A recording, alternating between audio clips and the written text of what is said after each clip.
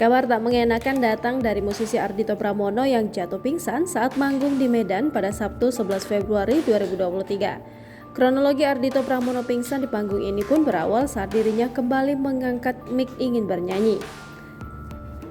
Detik-detik Ardhito Pramono ambruk saat masih manggung itu pun beredar di media sosial TikTok.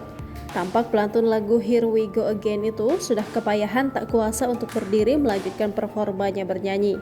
Ardhito Pramono sesekali telah membungkukkan badannya lantaran merasa tak kuat hingga akhirnya ambruk. Menurut keterangan akun @gadisbermasker, Ardhito Pramono memang sudah terlihat lemas sejak awal bernyanyi. Sontak kejadian tersebut membuat penonton sempat panik berteriak melihat Ardhito ambruk. Ia pun langsung digotong para kru ke belakang panggung.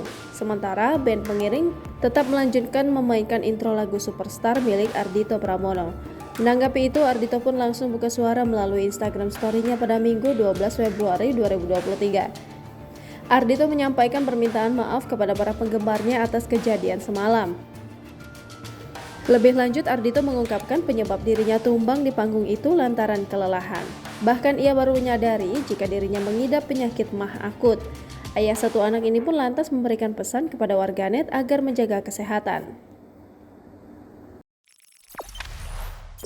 Jangan lupa subscribe, share, komen, dan like ya!